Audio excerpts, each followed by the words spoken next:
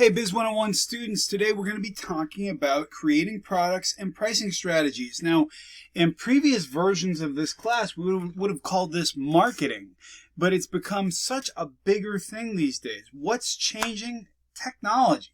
The very fact that we are, as consumers, leaving a trail everywhere we shop online.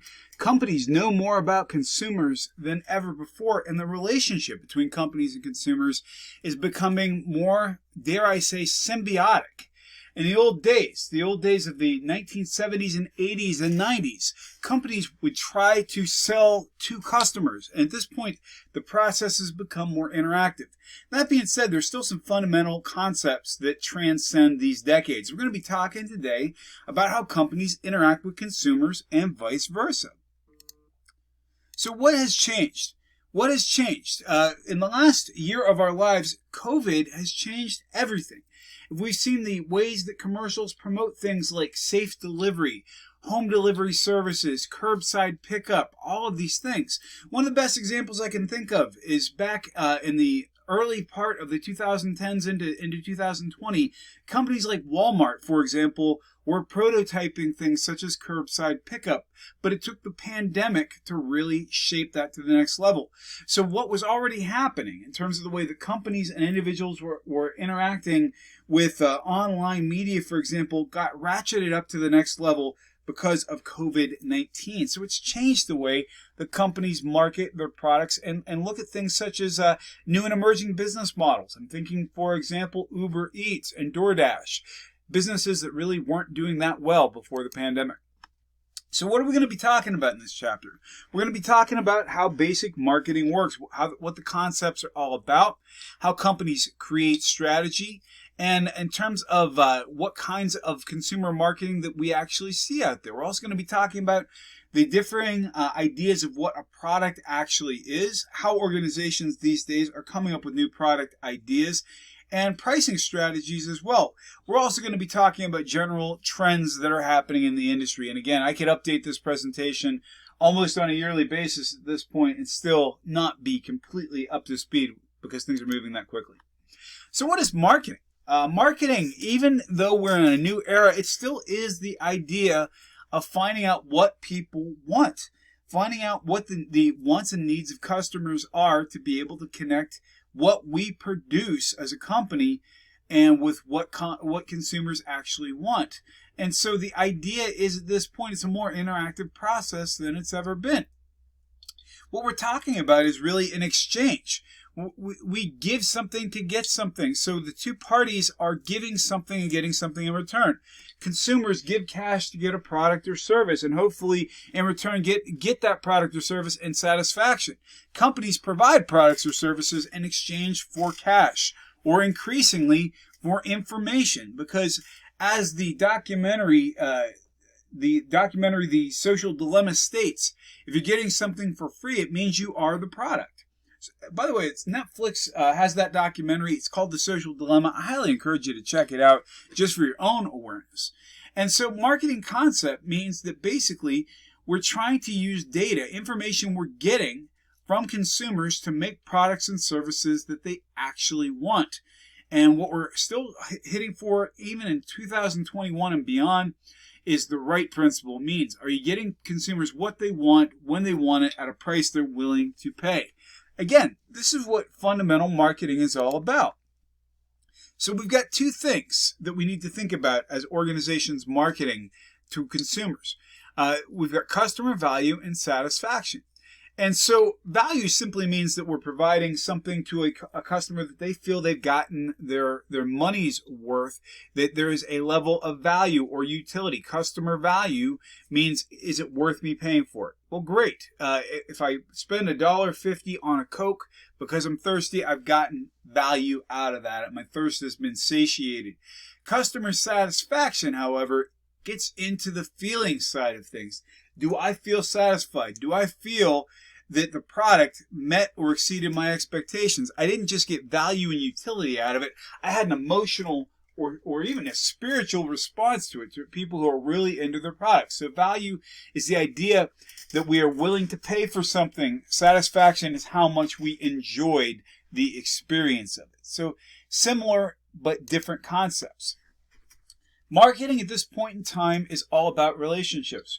We think about engagement on social media. We think about the ways we interact with companies online.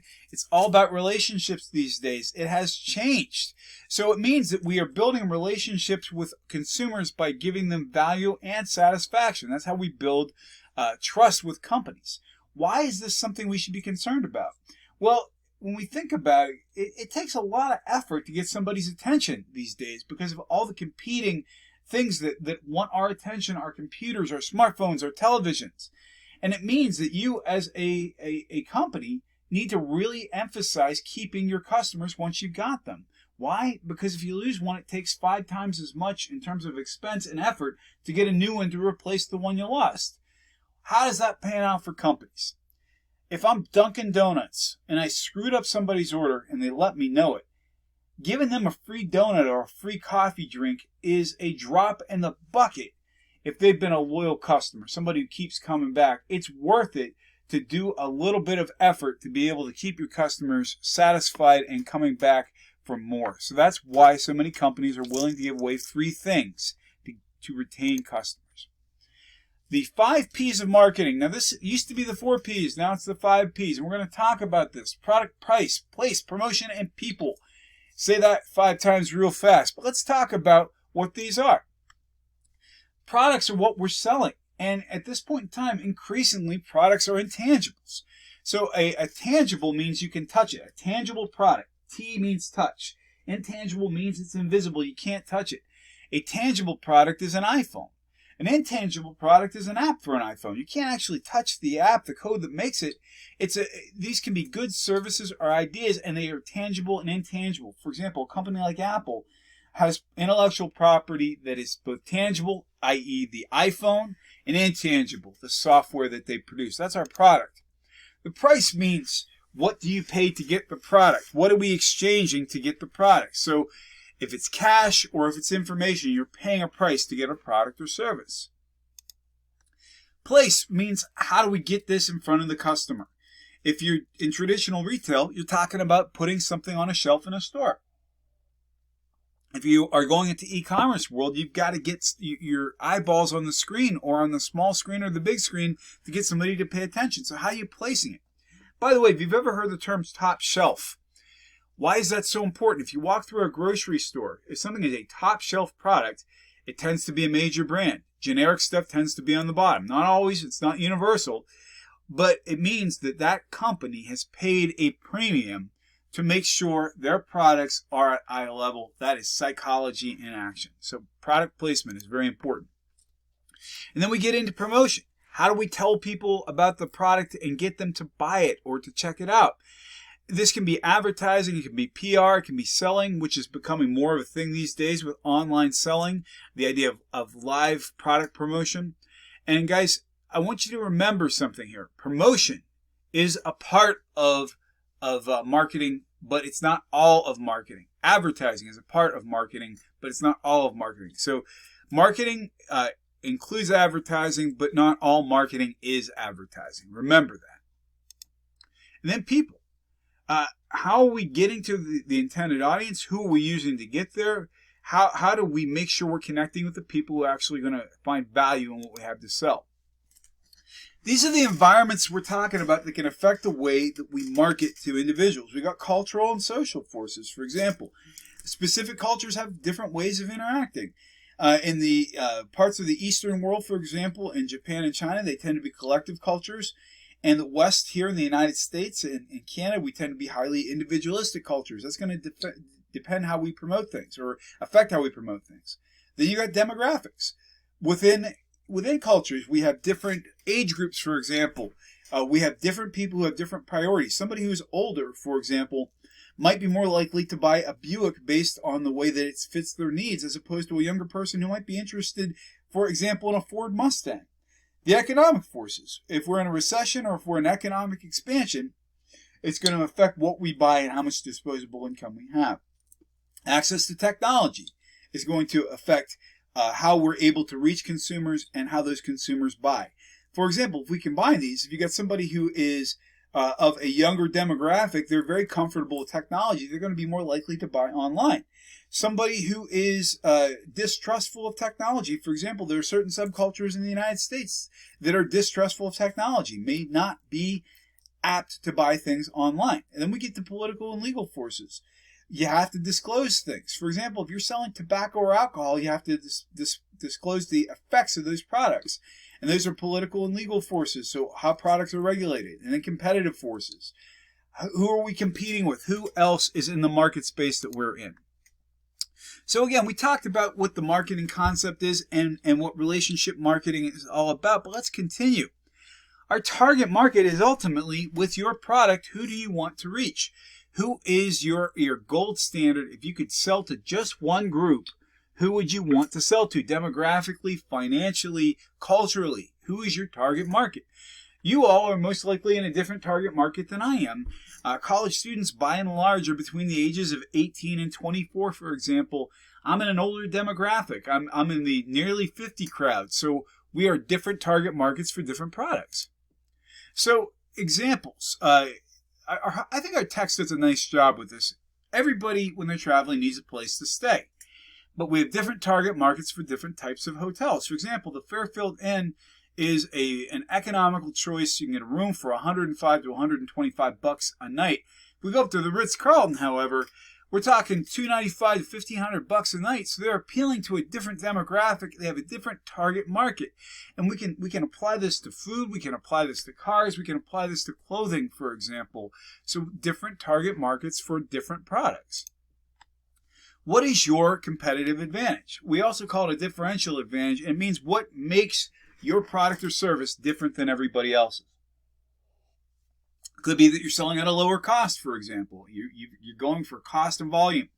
You could have a product that is completely unique. You could have a service that's completely unique, or you could be within a niche type of product. For example, it's such a strange product that only a few people would want it. Let me give you an example of each. In terms of cost, if you're McDonald's, you're competing on cost, for example, because you can buy a cheeseburger for $1.25 and hardly anybody can keep up with that. Product differentiation. You can only get a Chick-fil-A chicken sandwich out of Chick-fil-A. Service differentiation. If you have Apple products and you're using Apple services, they sell security, the idea that they have secure operating systems. So that's a service differentiation. A niche, or a niche, depending how you say it. I have a motorcycle that is a 2004 Kawasaki. It was not very popular in the United States. There is one manufacturer in the world who will make modified exhaust pipes for my motorcycle, and they're out of England. So they have a niche. The company's called Blue Flame, and it's the one place I can get aftermarket pipes for my bike.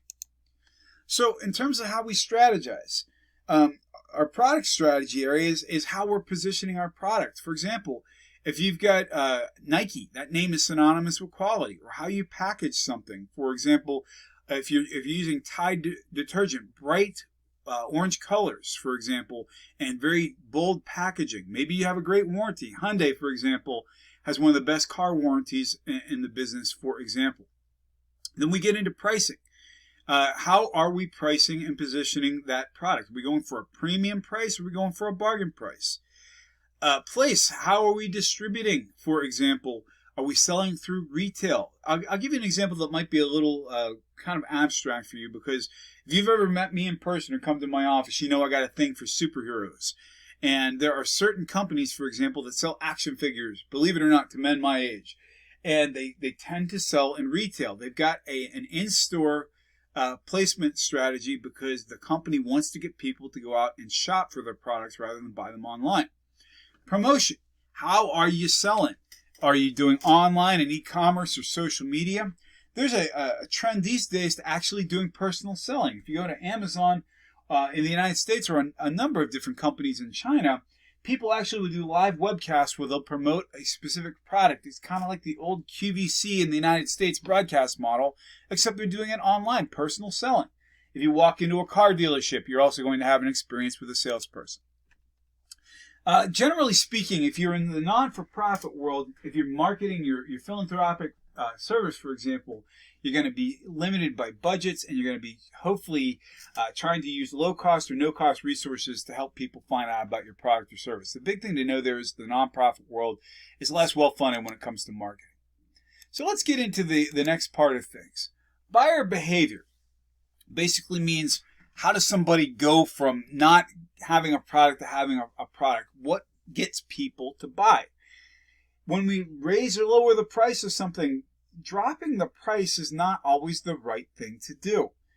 Yeah, generally speaking, lowering the price will get you a spike in sales, but it also changes the idea of how people view the product. Let me give you an example.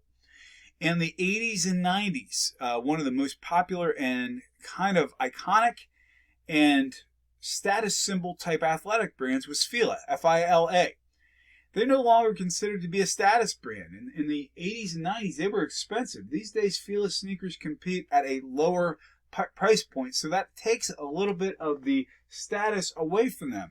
So lowering the price is not always good. And again, in terms of buyer behavior in the 21st century, people being able to comment and interact with companies and other consumers on social media is affecting the way we buy things. Why? Well, I'm getting ready to make a major purchase and I need some input. Who am I going to talk to? Oh, my thousands of friends online. Absolutely. So even though we are in the digital era right now, the consumer purchase decision-making model has stayed largely the same. We have all of these things that make us who we are, that affect how we go through all these steps, but we still go through all these steps. Who you are culturally, who you are socially, your individual psychological biases, all of these things will affect the way you regard these things. These steps in the process, I should say. Need recognition simply means I realize I need a product. It could be simple in the fact that I look down and my shoes are falling apart, or it could be that I'm walking through a mall and I'm walking by the food court and I'm hungry. An information search. Well, I'm going to look for what's out there. What brands are out there? What types of food are in the food court, for example? I'm going to evaluate my alternatives. Well, do I want Nike or Adidas? Do I want Chick-fil-A or Popeyes? Do I want Ford or BMW? Finally, after I look at those alternatives, however I am, largely comparing them online these days, I'm going to make a purchase. And post-purchase behavior means, how did you interact with the company after the purchase? Generally speaking, is it warranty work? Is it returns? Or are you writing good or bad reviews on the company's website? The pandemic has affected this process greatly. We think about it. In the old days, grocery shopping was largely an in-person thing. You would make a list or not. And by the way, if you don't make a list, you're going to spend more money in a grocery store. But we would sometimes make lists. We'd go to the store, we'd walk the aisles, but we'd also make a few spontaneous decisions. Wow, this is a new kind of cereal or ice cream. I think I'll try that. Because of the fear from being in public, people started making more lists and being very intentional when they shopped, or they started using things like grocery delivery or curbside pickup. All of a sudden, the spontaneous purchases weren't happening anymore. Well, why is that important? Think about what's right next to the checkout aisle in any supermarket. You've got a cooler full of soft drinks, you got candy bars, you got magazines, things that people pick up at the last minute, and they tend to be high margin items, meaning companies make a lot of money on them. Think about this for a second.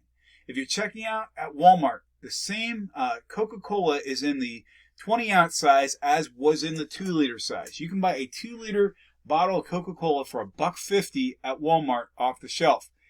The cold one that's in the cooler, the 20-ounce size, is $2.25. And again, that doesn't sound like much until you start multiplying that by thousands of bottles of Coca-Cola, and that's what companies have been losing out on in terms of retail. More intentional shopping, less spontaneous purchases. So it is a big deal. So in terms of, there is a difference.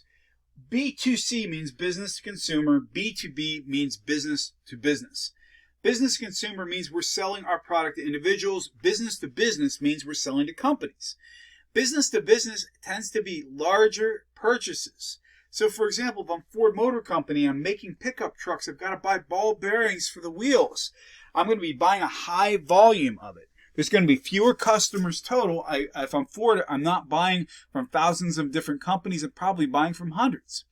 The distribution of locations means that they're probably highly distant from each other, so we've got to buy things that'll be shipped. And direct distribution means oftentimes, instead of actually calling up somebody and saying, I need 1,000 cases of ball bearings, that'll be an automated system that orders from a supplier, computers talking to computers. It's different B2B than B2C.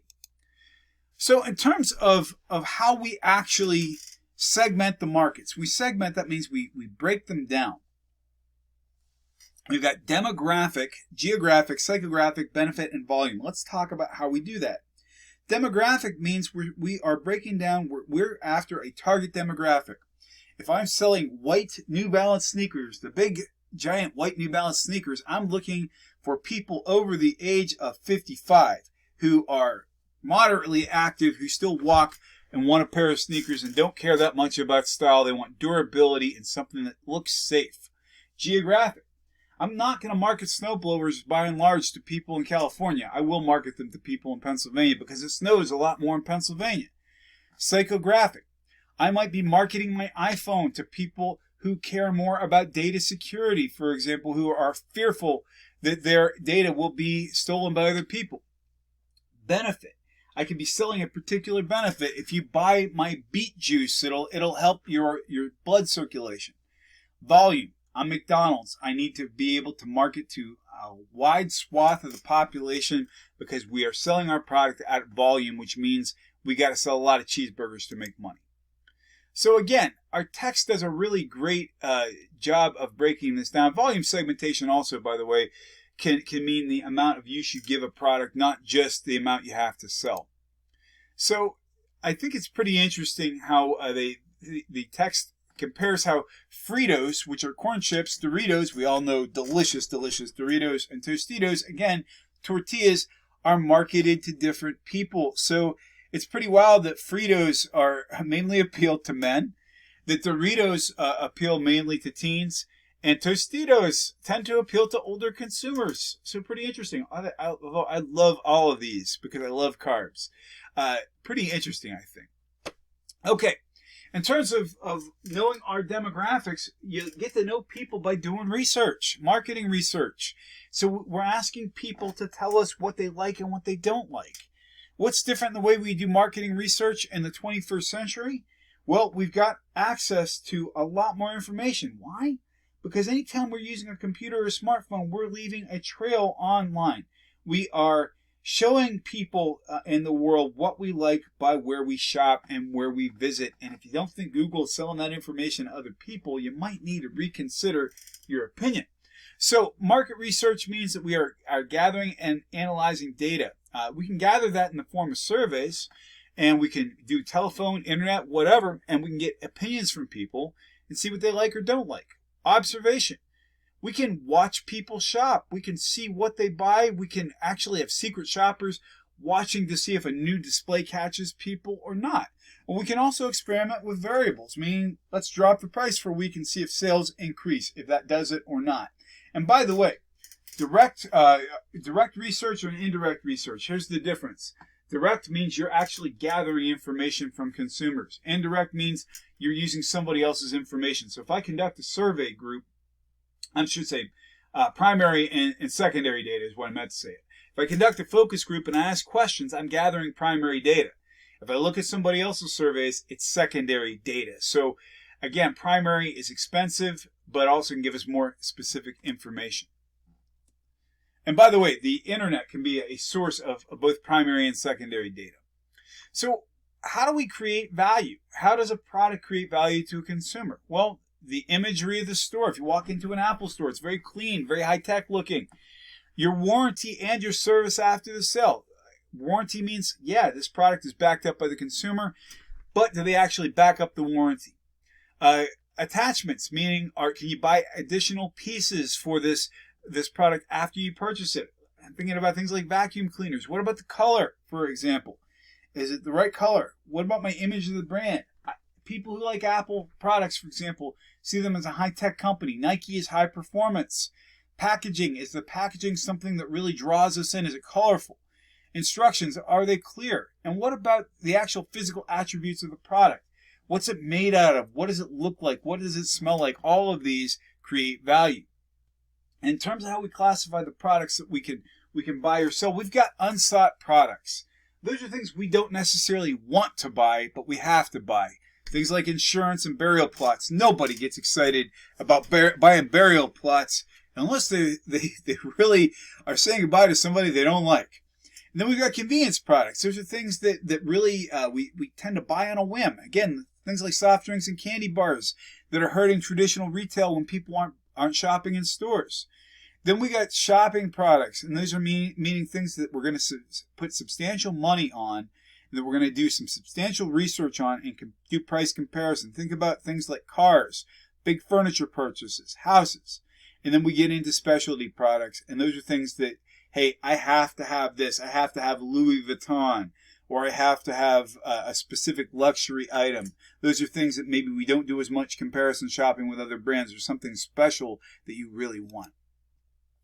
So, and then we get into business products. Again, if you're a company, anytime you're doing a large investment, like we're talking about buildings, for example, those are installations. Things that go in those buildings, like desks and copiers, for example, are accessories. And then we've got things we need to make products, like component parts. So we got chips, we got axle assemblies. Raw materials means you need lumber to build homes. You need corn to make corn chips. And then you've got supplies, things that, for example, you might use in production that don't actually go into production. We still have to use oil for engines, and we have to use pencils and paper. And also you got to buy services for your company as well. These are business products. These are still things that have to be marketed that companies shop for. So in terms of creating new products, that keeps companies alive. Companies who are not going to change what they're making in 2021 and adapt to consumer taste probably won't stick around long or grow. And so anytime you come up with ways to make your product new again, every time Dorito comes out with a new flavor, for example, it's called a line extension. So we keep things going. So when we're developing new products, this is what we go through. We set product goals. Well, what do we want this product or service to accomplish? We might develop some new ideas. So let's say our new product goal is we're Microsoft and we're going to make a smartphone.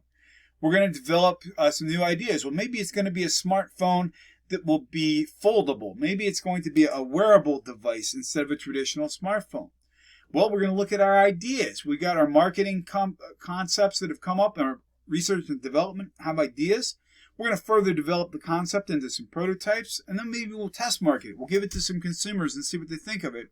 And then finally, I'm sorry that's a little cut off in the bottom, we're going to introduce the product to the marketplace, meaning we've done our primary research. For example, we've done our research of what our product is all about, and we're going to introduce it to consumers. A product manager, if you enjoy this kind of work, you're somebody who comes up with new ideas and manages the development of new products and marketing. It can be a very exciting place to be. So our product life cycle, no product lasts forever. Some last for a long time, but hardly any last forever. I do need to point out, though, for example, a lot of the brands that we know and love today have been around for a while, but they've stuck around because they've adapted to trends. For example, fewer people in younger generations are drinking soda, but Pepsi and Coke are still around. Why? Because they've been diversifying their product offerings to include things like mineral water and health drinks and energy drinks, for example. So the product life cycle goes as follows. You've got introduction, which means you've got a new product. You've got growth, in which people are latching onto the product and saying, wow, let's buy more of this. You've got maturity, which means the product is kind of hitting equilibrium. And then you've got decline and death. That means the product loses out, for example.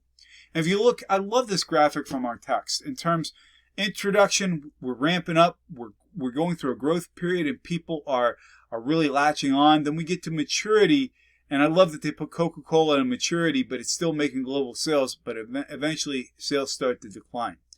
I would argue, for example, if we talk about the smartphone market, we have moved from growth into maturity in the fact that the sales tend to be slowing down. People are hanging on to their phones longer. They're not as excited about buying a new phone, and they're coming up with fewer and fewer reasons for people to invest. People buy new phones now when they have to, not necessarily always because they want to.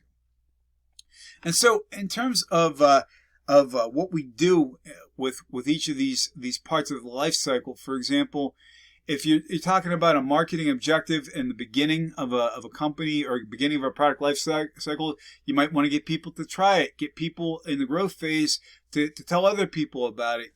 When you hit maturity, you might try to seek new people, for example. In decline, you're probably going to be spending less money on the product and keeping the existing consumers that you have. And again, how we put this in product distribution, promotion, pricing, generally speaking, when a product hits decline, you're spending less money doing any changes involving the product. Now, how does product price strategy work? Well, you could start high and go low over time, which means price skimming. You set it as kind of a gotta have it product, and you start high and work your way down. You can start with penetration pricing, which means you start low to get people to buy. Or you do what we call leader pricing. A loss leader is somebody who's willing to sell something at a loss to get market share. One of the common ways that companies do this, for example, is with printers.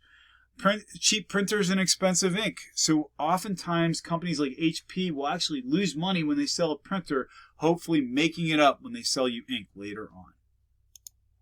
So what about how we price services? Well, we can group products together. For example, I have Hulu and Spotify bundled together, and I pay one price a month to get that. That's a very common thing in the online world. You ever notice that everything that's sold is an odd number? It's not $20, it's $19.95. Well, it rolls off the tongue. It's only $19.95 if you buy today, right? Well, it also seems like a better deal. We're playing on the psychology. On the same token, sometimes we raise prices. There's a car brand called Mazda, and Mazda used to be known as a low-cost, high-value company. And these days, they're trying to raise their prices to reposition themselves as a prestige or luxury brand. That's an example of prestige pricing. So, in terms of what's the internet's impact has been, well, we obviously can shop and comparison shop a number of items these days very easily. And we're getting into what we refer to as one-to-one marketing. One-to-many marketing means if I'm a company, I'm going to create big, expensive commercials and play them during the Super Bowl to hit millions of consumers. Now with direct marketing based on the idea that we are well-known quantities based on our digital trails. For example, if you log on to your Amazon homepage and I log on to mine, the products that are being promoted to us would be vastly different because we're different consumers and companies are able to market to us one-on-one. We could do an entire chapter just on the ways that companies are monitoring us these days. So in terms of traditional advertising, again, was one message to many. Broadcast, radio, television, and now more targeted marketing is happening because we're giving up so much of our information. Again, from the social dilemma, if you're getting something for free, you are the product. And folks, I thank you for this very brief look into the world of modern marketing. I look forward to interacting with all of you.